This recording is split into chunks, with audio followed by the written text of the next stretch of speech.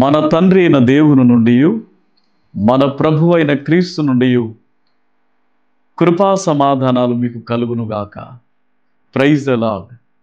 క్రీస్తునందు ప్రియులారా, దేవుడు మనలను ప్రేమించి ఈ ఉదయకాల సమయంలో ఇచ్చిన ఈ సువర్ణ అవకాశాన్ని బట్టి మనమందరం దేవునికి కృతజ్ఞతలు చెల్లిస్తూ ఆయనను మహిమపరచవలసిన వారమై ఉన్నాం. ప్రియులారా, బాగున్నారు కదూ? దేవుని మాటలను జ్ఞాపకం చేసుకుందామా? పరిశుద్ధ బైబిల్ గ్రంథము నుండి 52వ సంకీర్తన 8వ వచనాన్ని చదువుకుందాం. నేనైతే దేవుని మందిరములో పచ్చని ఒలీవ చెట్టు వలెనున్నాను.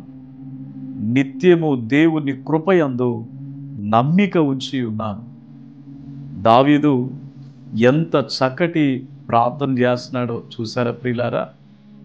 ఆయన అనుభవాన్ని మనకు మార్గదర్శకవంతమైన అనుభవంగా పరిచయం చేస్తూ ఉన్నాడు. నేను దేవుని మందిరంలో పచ్చని ఒలీవ చెట్టు వలె ఉన్నాను అని చెప్పి అంటా ఉన్నాడు. ఇది నాన్న, నీవు నేను మనమందరం కూడా అతి అనుభవాన్ని కలుముడుటో మనకి ఎంత క్షేమమో తెలుసునా ప్రియులారా?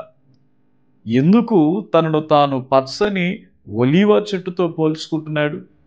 ఒలీవ చెట్టు అందమైనది గనుక.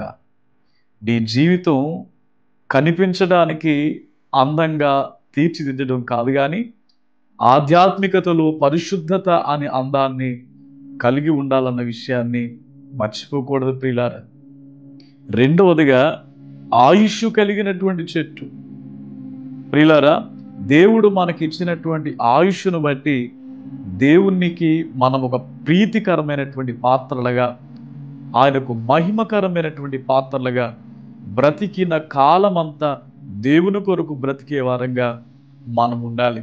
అంత మాత్రమే కాదు, ఒలీవ చెట్టు గర్వించే చెట్టు కాదండి, గర్వపడనటువంటిది, అతిశయించేది కాదు. ప్రియులారా, ఇది నాన్న నీకున్న దానిని బట్టో లేకుంటే నువ్వు చేస్తున్నటువంటి పనిని బట్టో గర్విస్తూ ఉన్నావు కదా. ఒలీవ చెట్టు మనకు నేర్పిస్తుంది ఏంటో తెలుసా? అది గర్వించేది కాదు, తనను తాను తగ్గించుకునేదిగా ఉంచబడతా ఉంది ప్రియులారా. అంత మాత్రమే కాదు, ఆ ఒలీవ చెట్టు దేవుని మందిరము కొరకే ఉపయోగపడుతున్నటువంటి చెట్టుగా ఉంది.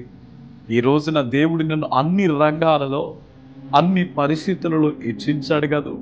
మరి నీ జీవితం ద్వారా, నీకున్న వాటి ద్వారా దేవుని మందిరానికి కానీ, దేవుని పరిచర్యకు కానీ ఉపయోగకరంగా ఉంచబడిందా?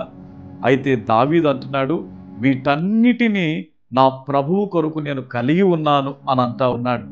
ఈ దినాన నీవును అలా చెప్పగలవా నా సహోదరుడా? అలా చెప్పగలిగినప్పుడు దేవుడు నిన్ను తన మహిమ కృప చేత నింపుతారు, నీవు ఆనందిస్తావు.